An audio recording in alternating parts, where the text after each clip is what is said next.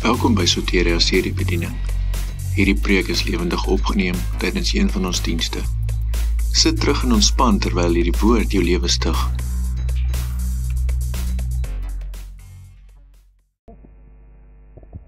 Ons gaan vandag die diens net so heeltemal bietjie omswaai. Ons gaan eers by die woord van die Here uitkom en daarna gaan ons lekker saam sing en net om te wys dat ons is vry om die Here te dien soos ons die Here wil dien. Ons is nie vasgemaak in 'n sekere orde nie. Die kinders het nou begin en julle moet regtig kyk dat julle vanaand bietjie kom kyk. Ek hoop jy gaan sitplek vir almal wees. Maar maak die saak ons laat party op die dak sit. Is ook goed. En dit gaan 'n wonderlike aand wees saam met ons kinders. As ek hier voor sit en ek sien met wat 'n oorgawe hulle dans. As ek nou kyk daai na julle uit tweeling wat maar 'n bietjie half skaam is, maar as ek sien hoe hulle hier dans as hulle onder hulle mensies en maatjies is, dan lyk dit tog te pragtig. Hulle dans met so wonderlike oorgawe terwyl hulle die Here loof en aanbid. Nou, ek wil vanoggend met u praat oor die beskerming van die Here, die beskerming van die Here in 'n mens se lewe. En by die 8de diens ook, toe ons hierdie lied gesing het, toe besef ek skielik dat hierdie lied is eintlik my totale boodskap vanoggend. Heeltemal dit wat die Here dan ook op my hart gelê het. Want u sal sien as ek by die notas kom, vra ek 'n vraag in my preek en ek vra die vraag, kom jy soms op daardie plek waar jy net voel jy maak dit nie? Jy kom net op daardie plek waar jy voel dat die Here kom net nie vir jou deur nie. Jy voel net dat jy worstel met iets en jy weet nie hoe gaan ek hier uitkom en wat gaan ek doen nie. En toe Rian hulle, en ek dank die Here so dat wanneer hulle ook hulle liedere voorberei, ons prys en worshipspan het hulle ook by die Here hoor, want toe hulle hierdie lied sing, toe besef ek dit is die woord wat die Here vir my gegee het ook. Onthou, jy sal later sien, ek gaan praat oor wanneer dinge net nie vir jou wil uitwerk of nie reg is nie. En ons sing hierdie lied en ek kyk na die woorde, hy sê, when the darkness fills my senses and with my blindness keep me from your touch, Jesus come.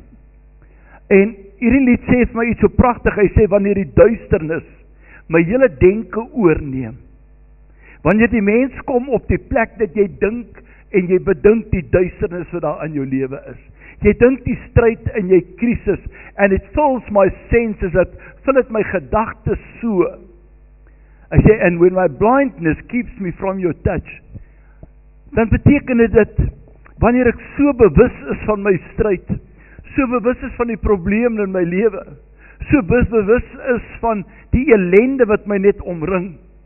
Hy sê, dan maak dit dat dit tas my hele denke aan, en dat ek ook nie regtig reg en konsekwent kan dink nie. Hy sê, dan verblind dit my so, dat dit my weghou van die aanraking van die Here af.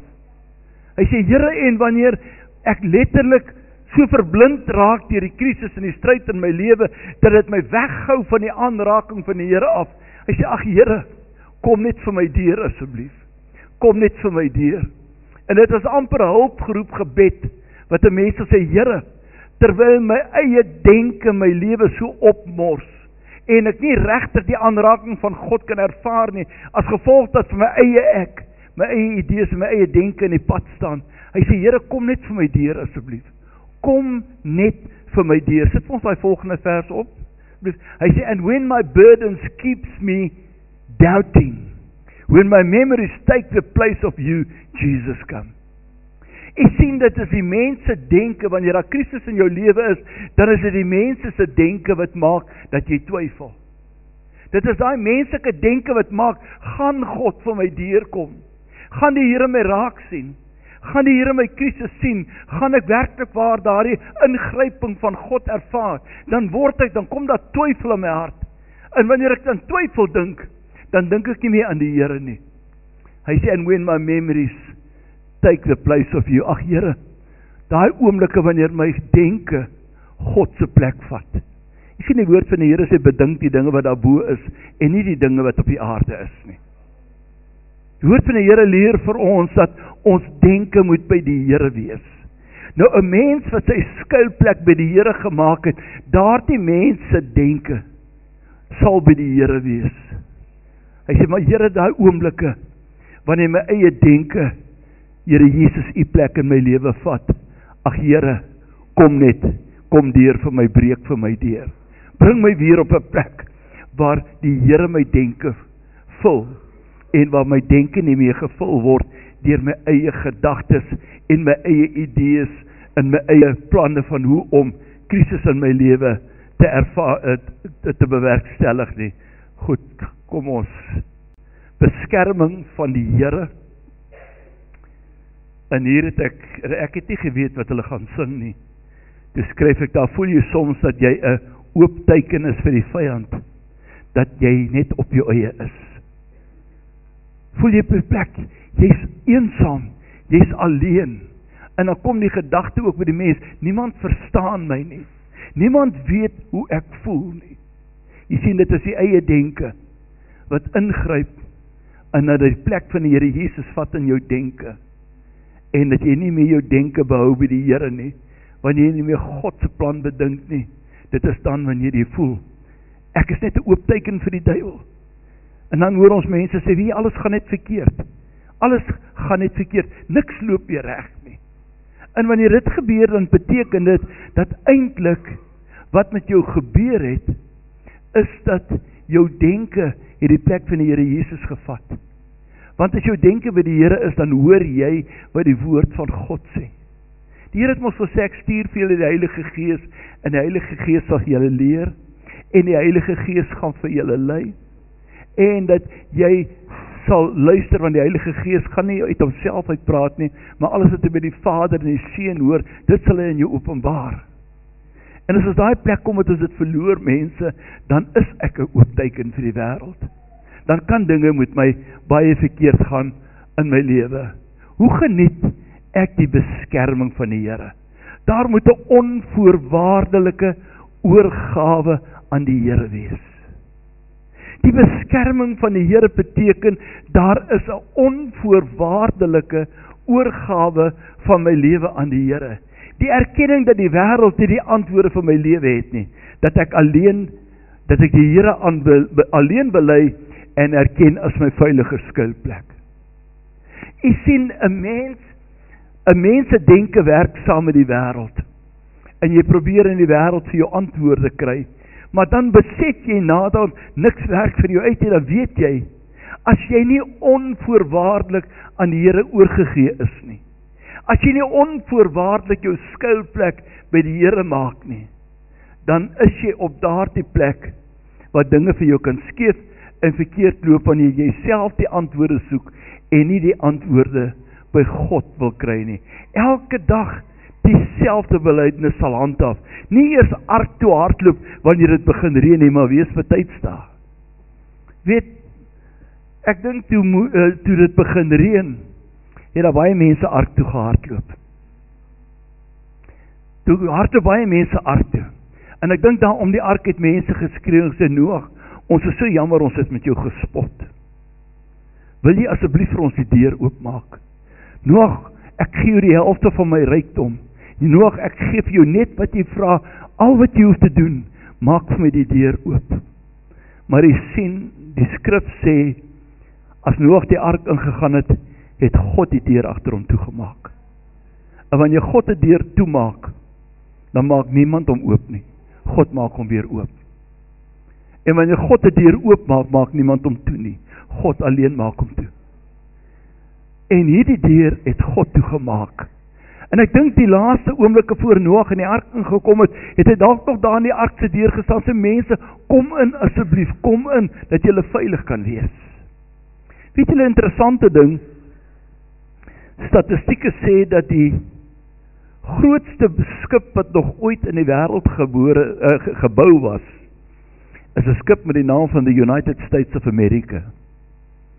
En hierdie skip kon in tye van oorlog iets soos 14.000 troepe dra. En hulle beweer die ark was 2/3 so groot as daardie skip. So eintlik was daar omtrent vir so 10.000 mense plek in die ark. En net Noag en sy familie gaan daarin. Dat het al vir my bedink asof God tog voorsiening gemaak het, van sou daar iemand is wat glo. En hulle het nie geglo nie. En hulle staan voor 'n ark in die water, val uit die lug uit. Sê toe Noag het gesê het ons het nie geglo nie, want op daai tyd het dit nog nooit voorheen op die aarde gereën nie. Die woord van die Here sê die plante was bevochtig deur 'n wasem wat uit die grond uit opgetrek het. En almal sê dis onmoontlik. Die ding wat Noag sê, dis onmoontlik. En baie keer in ons krisisse ook in ons lewens, mense kom ons op plek en sê, maar dit is nie moontlik nie. Dit is nie moontlik nie. Die woord van die Here sê dat daar was eenmaal 'n tyd gewees wanneer Samaria beleer was en hulle tot 'n bakkie duiwemis teen 'n geweldige prys voorbetaal het. Daar was letterlik in ons eie geld 'n paar 100.000 rand wat die mense bereid was om te betaal vir 'n donkie se kop. Hongersnood. En dan staan die koning eendag voor die man van God en die man van God sê, oor 24 uur sal alles in die poorte van Samaria weer normaal wees. Weer normaal wees. Dan sê die woord van die Here in daardie gedeelte dat die adjudant op wie se arm die koning geleun het, kyk na die profeet, die man van God, en hy sê, al maak God ook vensters in die hemel, kan dit gebeur. Al maak God ook vensters in die hemel, kan dit gebeur. En die woord van die Here spreek met daardie man en hy sê, jy sal dit met jou oë aanskou, maar jy sal niks daarvan geniet of eet nie. Omdat jy God nie geglo het nie. En dan sê die woord van die Here ook, as die mense uitstorm om die laar van die vyand te gaan plunder wat die nag weggevlug het, dan stel die koning hierdie adjudant aan in die poort om die mense te beheer. En hulle sê toe die mense daar uitstorm het hulle daardie adjudant in die poort doodgetrap. Hy was letterlik onder so 'n stampede gewees van mense wat uithardloop. Hy het die uitkoms gesien met sy oë, maar hy het niks daarvan geniet nie, omdat hy God nie geglo het nie. Nou, ek kom op 'n tydjie in omstandighede waar ons amper letterlik wil sê, al maak God vensters in die hemel, kan dit gebeur. Mense, die Here moet jou help. Die uitkoms en die antwoord is, dat jy jou denke wegvat van jouself af, en jou denke onder die heerskappy van God plaas. Dat jy jou beskerming by die Here gaan geniet en geen ander plek nie. Skuiling by die Here. Psalm 91 vers 1 sê, hy wat by die Allerhoogste skuiling vind, en die beskerming van die Almagtige geniet. Hy sê vir die Here, U is my toevlug en my bergvesting, my God op wie ek vertrou. Luister mooi, hy wat by die Allerhoogste skuiling vind, en die beskerming van die Almagtige geniet, hy sê vir die Here, U is my toevlug en my veilige vesting, my God op wie ek vertrou. Dan wonder ek, wat sê jy vir die Here ten tye van krisis in jou lewe? Ag Here help, ag Here, ek weet nie waar die antwoord vandaan gaan kom nie. Hoe roep jy na die Here en daarna sê, Here, ek weet nie waar die antwoord gaan vandaan kom nie. As ek na God roep, dan moet ek weet, die antwoord kom van die Here af. Jy kan nie 'n antwoord op 'n ander plek gaan soek, behalwe by die Here nie. Die Here gee vir ons die antwoord, en die Here gee vir ons die uitkoms.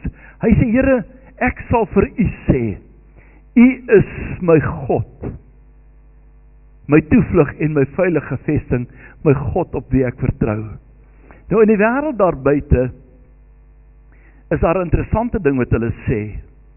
Hulle sê dat 'n mens wat dieselfde leuen aanhou oor en oor vertel, glo dit naderhand. Hulle sê 'n leuen wat jy aanhou oor en oor vertel, word naderhand vir jou 'n werklikheid. Nou dink ek, as 'n leuen vir jou 'n werklikheid kan word, as jy dit aanhou en aanhou herhaal, hoekom sal die kinders van God nie aanhou sê, Here, U is my toevlug, U is my bergvesting, U is die God op wie ek vertrou nie? Hoekom sal jy dit nie aanhou herhaal en herhaal en herhaal, en telke male oor en oor sê dit vir jou 10 keer 'n dag op, plak dit iewers op, waar jy dit elke dag kan lees, en bely dit en sê dit, totdat dit so 'n werklikheid van jou word, totdat jy die waarheid daarvan kan besef, en totdat dit vir jou kan werk.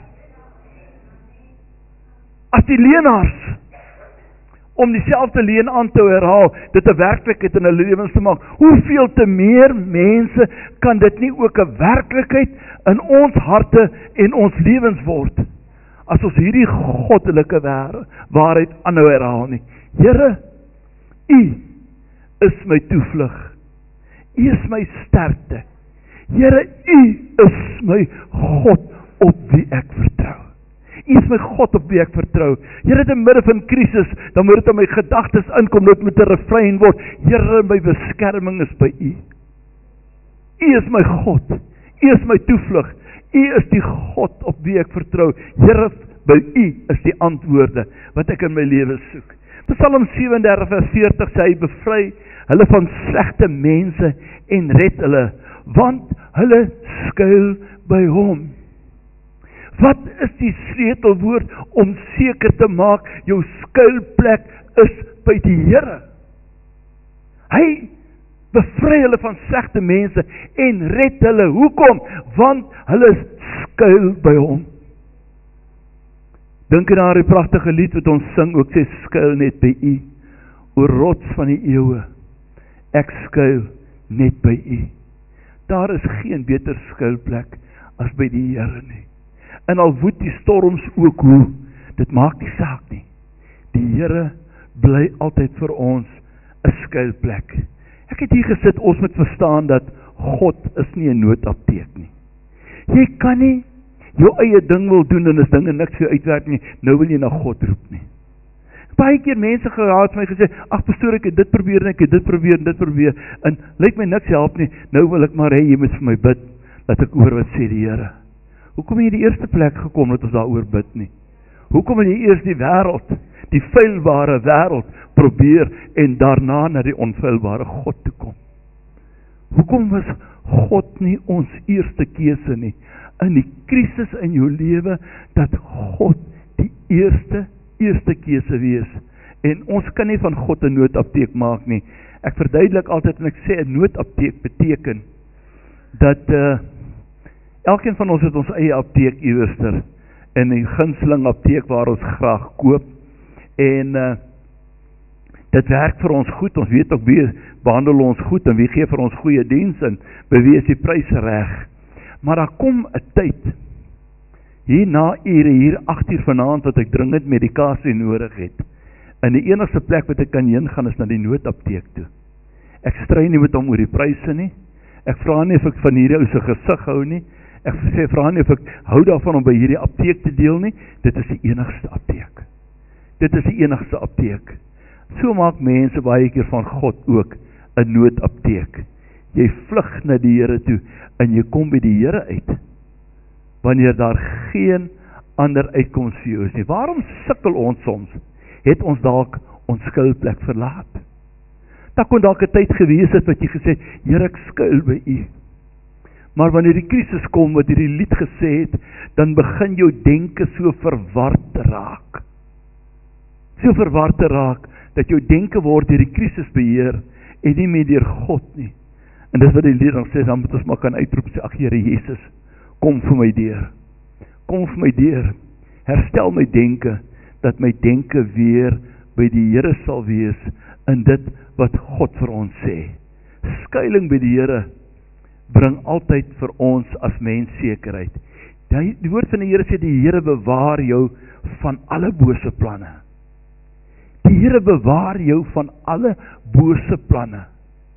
En ons kan verseker wees, dit is wat doen, hy bewaar jou van dodelike siekte, hy beskut jou onder sy vleuels, en is vir jou 'n veilige skuilplek, 'n bergvesting. 'n Bergvesting in die Bybelse tyd was 'n baie, baie veilige skuilplek wat daar vir jou is. Dit is gewoonlik 'n nedersetting of iets wat al daar bo op die berg gebou het.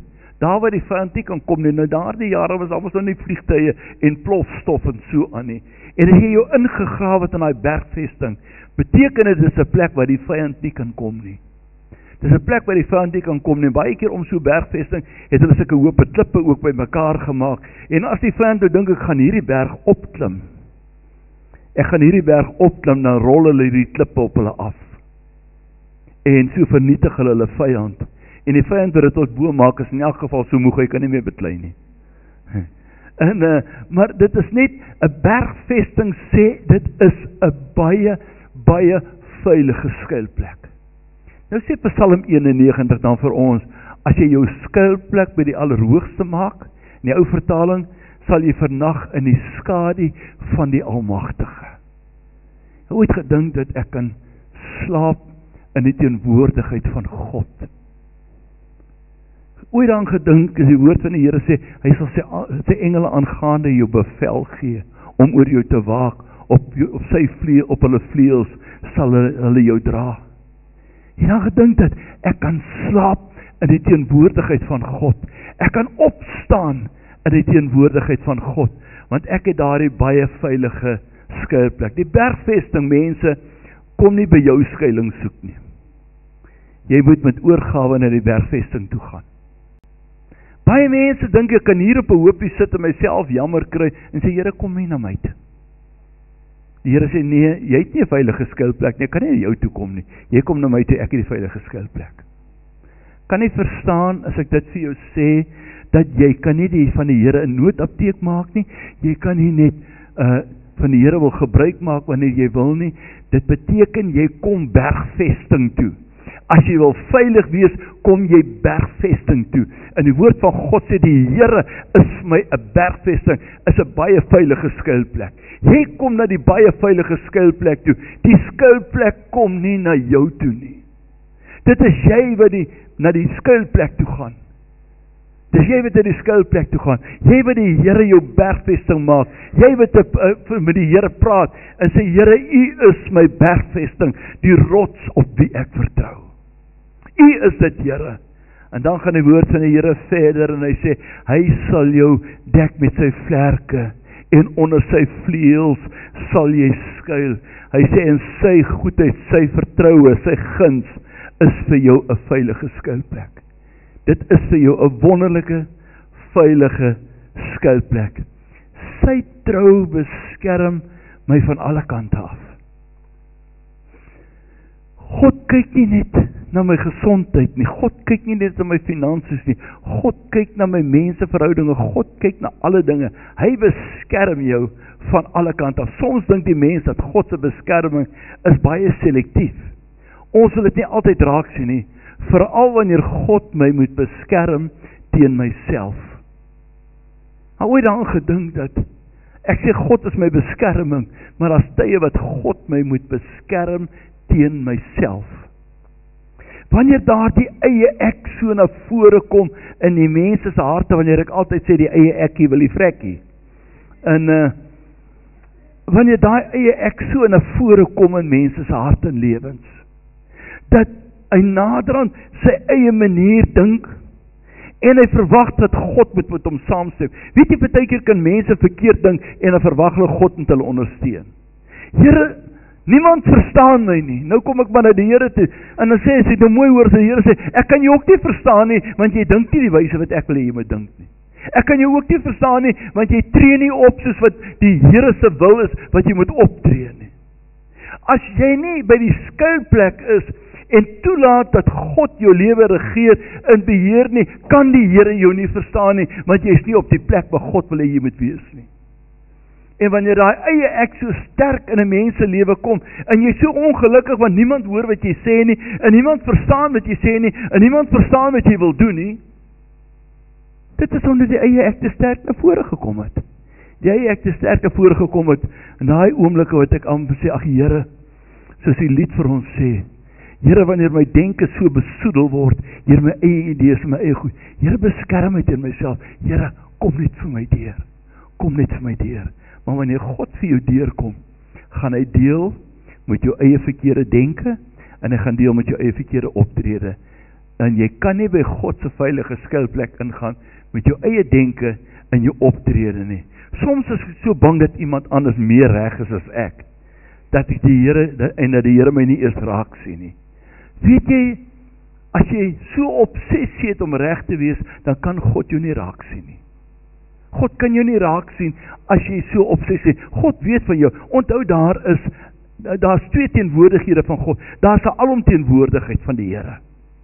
Psalm 139 praat die psalmdigter, hy sê, waar sal ek heen vlug van die aangesig, en waar sal ek kan heen gaan, dat hy my toch net in die hande kry nie. Hy sê, Here, klim ek op na die hemel, dan is God daar. Daal ek af na die doderyk, dan is God daar. Sal ek vir die berge, sy berge val op my, maak my net toe. Hy sê, dan gaan God my daar ook kry. Hy sê ek duisternis, maak my net toe. Hy sê, dan sien God ook in die duisternis. Jy sien, daar is 'n alomteenwoordigheid van God, wat daar is. En ek verstom my baie keer as die wêreld daar buite sê, hoe kan ek net van die Here af wegvlug? Ek kom nie weg van God af nie. En dan kom die gelowiges en sê, Here, U is so ver van my af. Ag Here, voel of U nie daar is nie. En die ongelowiges kan nie wegkom van die teenwoordigheid van God nie, maar dit lyk of die gelowiges baie keer kan wegkom van God af. Of hulle wat so dink hulle. Jy sien, daar is 'n alomteenwoordigheid van God, maar daar is daardie teenwoordigheid van God, wanneer ek besluit het, dat ek kom maak my skuiling by die Allerhoogste God. Dis daai tyd dat ek na die veilige bergvesting toe gaan, en ek stap in hierdie bergvesting en sê, Here, U is my God. U is die God wat wie ek vertrou. U is die God wat vir my voorsien in elke behoefte in my lewe. God het ons nie geroep om reg te wees nie, maar om goed te wees. Ek sê altyd julle, as ek die dag doodgaan, na die eerste koortjie wat ek weet nie wat julle gaan sing nie, maar sê net ten minste een ding. As jy een ding kan onthou, Okkie Taylor het gesê, God het my nie geroep om reg te wees nie, God het my geroep om goed te wees. God se goedheid wil jou vul. God se goedheid moet deur jou in die wêreld daar buite gestalte kry. Weet jy, as ons uitreikspanne uitgaan op 'n Dinsdag aand, en hulle gaan en hulle besoek hierdie swart sekuriteitswagte, wat eintlik maar vir ons moet sekuriteit doen, dat ons gerieflik kan lewe. En hulle kom by daardie swart sekuriteitswagte, gee vir 'n warm koppie koffie, en sê, ons wil net vir jou bid. Weet jy die reaksie wat hulle kry by daardie mense? Weet jy dat swart mense sê, dis die eerste keer in my lewe wat ek gekry het, dat 'n wit man na my toe kom. Met my kom praat oor die Here, vir my koppie koffie kom gee. Nou weet jy dat, wanneer hierdie uitreikspan dit doen, Rihanna se uitreikspan en almal wat saam met hulle is, wanneer hulle dit doen, dan doen hulle dit nie, omdat daai sekuriteitswagte hulle daarvoor gaan betaal nie, of dat hulle erkenning gaan kry nie. Hoekom doen hulle dit? Hulle doen dit sodat die goedheid van God deur ons gestalte kan kry. Die goedheid van God deur ons gestalte kry. Kan jy verstaan? Jy gaan nie met ons stry oor die Bybel, wat is die regte manier van doop, of dit nie. Hulle kom net en skielik word hierdie ding besef, God het my raak gesien.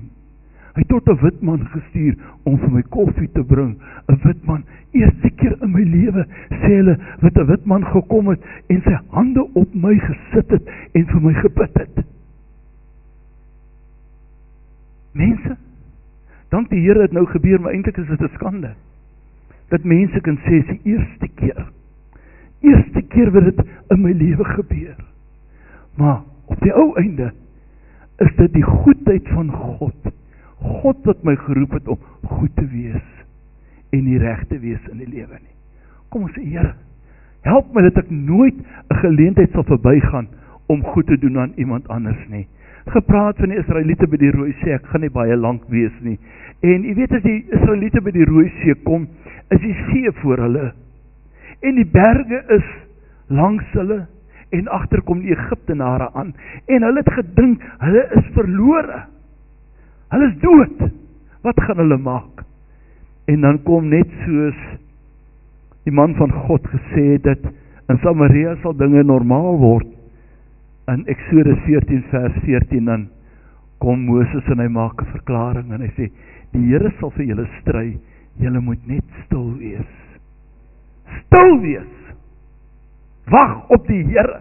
Kan jy nie sien die Rooi See is voor ons? Kan jy nie sien die berge is langs ons? Kan jy nie sien die vyand kom agteraan nie?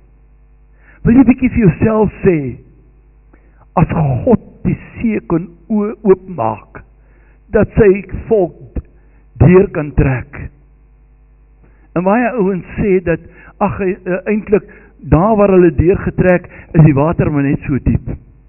Toe sê iemand, dan is hierdie wonderwerk nog groter om te dink, dat die Here het al daai Egiptenare in so 'n bietjie water verdrink. Dit maak hierdie wonderwerk nog groter. Moenie probeer stry met die werke van God nie. Jy gaan baie duidelik gaan jy tweede kom. Maar wil jy vir die krisis in jou lewe sê, die God wat die Rooi See gekloof het. Dis die God by wie ek my skuilplek gemaak het. En as hy die Rooi See kon kloof, wat is my krisis? Hoe groot is dit? Daar is nooit 'n krisis te groot vir God nie, daar is nooit 'n krisis te klein vir die Here nie. Nooit te groot vir die Here nie, nooit te klein vir die Here nie. As ek sonnaskoolkindertjies kom, en van hulle kom groet my, en as ek net hier partykeer kan staan by een van daai ou kleintjies, en hulle kom staan net hier so teen my, en ek kan net vir hulle vashou, en net vir hulle mooi met hulle praat, en sê ek, ag Here, so dankie vir 'n geleentheid om die goedheid van God selfs aan 'n ou klein kindjie oor te dra. So ek dank die Here vir elkeen wat daai geleentheid wat daar is om die goedheid van God aan mense te bring. Ek gaan vinnig hierdeur. Dawid sê, al val daar duisende om jou en 10.000 by jou, nogtans jy sal dit net met jou oë aanskou, maar dit na jou toe sal dit nie aankom nie. Ons lewe in 'n stikkende wêreld, mense, maar die grootste wonder is dat God hoef nie die hele wêreld om ons heel te maak om eers vir ons te kan voorsien nie. Woord van die Here sê, ten midde van 'n stikkende wêreld sal God se kinders veilig wees. Te midde van 'n stikkende wêreld sal God binne in 'n stikkende wêreld vir sy kinders sorg. Te midde van 'n stikkende wêreld. Jy weet, ons verstaan nie hoe dit werk nie, maar ek glo dat die Here sê dat almal wat by my kom skuiling vind, onvoorwaardelik by die Here kom skuiling vind. Nie net kom kuier nie, onvoorwaardelik dit my blyplek maak. Ek bly by die Here in sy veilige skuilplek. Die Here sê God sal vir ons sorg. God sal vir ons voorsien. Vanoggend terwyl ons met die eerste diens klaar is, toe kom een van ons dames in die gemeente na vore en sy sê, sy stap by 'n plek in om vir hulle koeldrankie te koop daarin, terwyl op pad is na hulle strandhuis toe, en daar staan 2 manne wat sê, hulle is honger. En sy gaan, en sy koop vir hulle elkeen kos, en gee elkeen 'n kospakkie, toe sy nou uitstap met haar koffie en haar koeldrankie wat sy gekoop het. Sy sê dat sy so wegry, toe sê sy van, man, my beursie is weg. My beursie is weg. Maar sy sê, ek bely altyd die beskerming van Psalm 91 oor my. Dit is 'n leefwyse by my. Sy sê, ons draai om langs so die kort te maak, tot nader daar kom, hier staan hierdie 2 mense wat sy kos gegee het. Sy sê, mevrou, ons het nie geweet waarmee te kry nie. So bly jy gekry, hier is jou beursie, het hom in een van die pakkies gelos. 'n Honger mens wat staan in betel langs die pad, en hy gee 'n beursie terug. Ek dink nie, ons kan sê, so omdat hy so verskriklik eerlik is, en of hy so verskriklik dankbaar was oor die ou broodjie wat sy gegee het, of omdat daar 'n God is, onder wie se vleuels ek skuil. Daar God is, onder wie se vleuels ek skuil. Vers 7, al vaar daar 1000, ons het nou net daaroor gepraat, alhoewel jy beskerming gemaak het, sal geen onheil jou tref nie. Hy sal sy engele opdrag gee om jou te beskerm. Die Heilige Gees kan ons vandag sê om vir my te lei in alle waarheid en alle oorwinning. Is jy bewus van God se beskerming? Is jy bewus van God se beskerming? Wil jy nie maar vandag 'n besluit maak en sê, ek gaan dit aanhou bely en sê, totdat hierdie waarheid in my hart vassteek nie. Totdat hierdie waarheid 'n deel word van my lewe nie. Wil die duiwel jou regtig op die aarde hê, as jy uitverkoop is aan Jesus Christus? Ek wil hê jy moet nou van 'n ander kant af die beskerming van die Here om jou raak sien. Beskerming van die Here om jou raak sien. Dink jy dat as die duiwel sy sin kon kry, dat hy sal vir jou op die aarde gelos het, as jy uitverkoop is aan die Here? Dink jy die duiwel hou daarvan as mense in hierdie kerk staan, hulle hande ophef, die Here loof en prys? Dink jy nie die duiwel sal elke arm letterlik wil afbreek en afkap wat opgehef word om God te prys nie? Want dit is vir hom 'n geweldige ontsteltenis. Maar nou doen hy dit nie. Hoekom nie? Want hy kan dit nie doen nie. Want God se beskerming sê, jy los ook die Tyler se hande dan in die lug, as hy my loof en prys. Jy los dit in die lug. Jy kan niks daaraan doen nie. Jy sien dat God heers oor die duiwel ook. God heers oor sy werke. En u en ek moet vir onsself sê dat as my beskerming by die Here is, dan gaan dit nie oor hoe sterk die duiwel is en hoe slim en hoe geslepe die duiwel is nie. As jy moet nog nie vir iemand sê, "Ai, die duiwel is ook maar geslepe nie." Hy hou van sulke komplimente. Hy hou van sulke komplimente. En die kompliment wat hy nie van hou nie, is een wat jy vir God gee. Here, U is my beskermer. U is my veilige vesting. U is die God op wie ek vertrou. Daarvan hou hy nie. Weet jy, die Here het eenmaal vir my so 'n gesig gewys. Ek sien 'n eensame man stap op 'n pad. En dan sien ek of dit sulke vurige pyle is wat so op hom afkom. Maar net sodra hulle so eentjie van hom af is, dan disintegreer daai vurige pyle sommer so dat hierdie man nie eens daarvan bewus is nie. Ek praat met die Here, ek sê, Here, wat wil U vir my sê? En die Here sê, dit is my beskerming. Dit is my beskerming. Hy sê, as die duiwel sy sin kan kry, sal hy elkeen wat die naam van die Here aanroep, letterlik van die aarde wil afwegvee. Maar hy kan dit nie doen nie, want God is in beheer. Kan jy dink in die geval van Job? Job is daar en hy die duiwel praat met hom oor Job en hy beskuldig ook sommer vir Job. Hy sê, ag Job, dien maar net die Here omdat U hom so seën. Geen ander rede nie. Hy sê, vat al Job se seëninge weg, dan sê sien hy sal sy rug op God draai. En die Here sê vir die duiwel, goed, ek gee hom in jou hande net een ding. Wat sê die Here? Wat mag hy nie doen nie? Net een ding, jy mag nie sy lewe vat nie.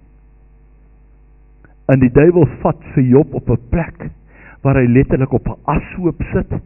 Ek dink die honde wat sy sere kom lek het, was nie sy eie honde gewees nie. En die ou potskerp wat hy gebruik het om sy sere skoon te krap, het ook nie aan hom behoort nie. Hy het niks oorgehad nie. Al wat hy oorgehad het, is wat die duiwel vir hom gestuur het, vriende om hom te kritiseer, en vir hom te probeer oortuig, hy het gesondig teenoor God. En sy vrou het vir hom gekom en sê, man, in hierdie tydstip wil ek vir jou sê, vloek God en sterwe. Vloek God en sterwe. En weet jy, daar het Job 'n baie mooi ding gesê, en hy het gesê, sal ek net altyd die goeie wil soek, en nie die slegte ook nie. Moenie God net dien vir die goeie nie, dien God omdat jy God wil dien. Want by God is dan nie slegte nie, wat jy dink is slegte, is by God nie slegte nie. Is by God nie slegte nie. Verduidelik dit altyd graag, as 'n dokter by my kom en sê, ek wil 'n gat in jou maag sien, en sê ek, man, voet sê ek. Maar die dokter by my kom en sê, jou blinde darm het gebars. Ek wil jou blinde darm uit, dan sê ek, gaan aan nou broer, gaan aan. So, daar is baie keer wat ek en jy is slegte sien, wat nie slegte is nie. Maar die duiwel kom en hy doen alles met Job. Alles. En ek dink die laaste wat hy nog kon gedoen het, is om Job net dood te maak. Net dood te maak. Daar's niks wat hy meer kon doen nie. Hy het alles gevat wat hy het. Hy siek daar so op die ashoop. Hy sit daar. Daar's niks meer verder wat die duiwel kon doen nie. Maar hy kon nie Job doodmaak nie. God het gesê, jy vat nie sy lewe nie. En weet jy, die woord van die Here sê, in die weë van Job het verander, toe hy vir sy vriende begin bid het. Maar ek wil vir jou sê, toe hy vir sy vriende begin bid het, was daar niks meer wat die duiwel kon doen nie. Hy het al sy vernietigingswerk gedoen. En Job staan op die ashoop, omdat daar 'n God is wat gewaak het oor hom. 'n God wat gesê het, vyand, jy vat nie sy lewe nie. Die duiwel kan nie met jou maak wat hy wil nie, hoor. Hy kan nie met jou maak wat hy wil nie. Hy het God se toestemming nodig. En dis hoekom ek altyd vir julle sê, mense, as die duiwel jou aanval, maak net seker hy kry jou by die Here. Ek dink hy is so ongemaklik, daai versoeking kan nie lank hou nie. Ek glo dit met my hele hart. Is hy tevrede wanneer jy hande ophef? Nee, hy kan dit nie doen nie, omdat God by jou is. Hy jou skuilplek is, jou beskermer en jou veilige vesting. Onvoorwaardelike beskerming, wil my hart klaarmaak. Waarom sukkel ons om te glo in God se onvoorwaardelike beskerming? Sukkel jy om te verstaan wat dit beteken om 'n lewe te leef waarin Christus Here en Koning is? Kan jy verstaan, ek het nou die dag met u daaroor gepraat en ek wil hiermee afsluit, dat ek het vir u gesê van die man toe ek gepraat het oor die God gegewe lewe. Onthou ek het gepraat sê, in die Grieks is daar 4 name vir lewens. Die eerste een is 'n God gegewe lewe, die tweede een is 'n algemene lewe, die derde een is 'n beplande lewe en die vierde is 'n deurmekaar lewe. Nou as ek die lewe het wat God wil hê, waar God letterlik my ou lewe laat sterwe het en die God gegewe lewe in my gesit het een vereiste, en dit is dat ek onvoorwaardelik my lewe aan God oorgee. En ek het ook vir u genoem dat prediker het eenmaal die verklaring gemaak. Hy sê, I have accepted Jesus Christ as my Lord and Savior. Hy sê, but the real change only came when I made him Lord of my life. Die ware verandering kom toe ek hom regtig Here en Koning van my lewe maak. En ek wil hê u moet besef, die skuilplek van die Allerhoogste beteken dit, jy kom met niks daaraan nie, en alles wat daar binne in die skuilplek is behoort aan God. Hy is die beskermer, hy is alles en alles behoort aan hom. Jy het nie 'n lewe van jou eie nie. Matteus 13 vers 44, hiermee sluit ek nou regtig af. Kyk, as ek 3 keer gesê het ek sluit af, dan weet dan is ek nou ernstig. Die koninkryk van God is soos 'n koopman wat kosbare parels gekoop het. Matteus 13 vers 44 sê eerste, hy sê die koninkryk van God is soos 'n man wat 'n kosbare skat in 'n saailand ontdek het, en uit blydskap oor hierdie skat wat hy in die saailand gekry het, gaan hy en hy gaan verkoop alles wat hy het, en hy koop hierdie saailand vir daai skat. Wat is daai skat? Die koninkryk van God. Hy sê verder, hy sê, en het is ook soos 'n man wat kosbare parels gekoop het, en toe hierdie baie besondere parel kry, die koninkryk van God, soos daai besondere parel, toe hierdie besondere parel kry, toe gaan hy en hy gaan verkoop alles wat hy het, en hy koop hierdie parel. Mense, wat sê God vir jou? En dit is dat jy besit eintlik niks nie. 'n Lewe totaal oorgegee is aan die Here beteken 'n lewe waar jy niks het nie, waar jy bankrot gespeel. Ek het nie 'n bankrekening nie, dis God se bankrekening, hy laat my toe om dit te gebruik, en ek moet by die Here hoor hoe om dit te gebruik. Ek het nie 'n kar nie, dis God se kar, ek bestuur God se kar, en ek moet hom bestuur, en agter daai kar kyk soos God dit wil hê. Ek het nie eens 'n vrou nie, dis God se vrou, God laat my toe, om saam met sy vrou te lewe. Dit klink nou nie na oorspel nie, hoor, want God laat my toe om sy vrou het hy vir my gegee om by my te bly, te versorg, vir my lief te wees en vir my te dien. Ek het nie kinders nie, dis God se kinders. Ek besit niks nie, ek het bankrot gespeel. En as jy kom op 'n plek waar jy onvoorwaardelike oorgawe aan die Here gemaak het, dan is dit presies wat gebeur. Ek het besit niks nie. God is alles. Maar weet jy wat is die wonderlike voorreg? As ek niks het nie, beteken ek het ook nie probleme nie. As alles wat ek dink wat ek besit, wat die wêreld dink ek besit, nie myne is nie, maar is God se, is die krisis in my lewe ook God se. Ook God se. Kan nie verstaan, die skuilplek by die Allerhoogste beteken 'n onvoorwaardelike oorgawe aan God. 'n Onvoorwaardelike oorgawe aan God. Ek het niks nie, daarom het ek ook nie 'n probleem nie. Alles behoort aan die Here. En ek sê dit is 'n wonderlike manier om te lewe. Wonderlike manier. Klink of ek weer so 12, 13 jaar oud is en my pa sorg vir my. Ek het nie 'n worry in die lewe nie. Dit is wat God vir ons wil gee. Kom ons staan voor die Here in aanbidding.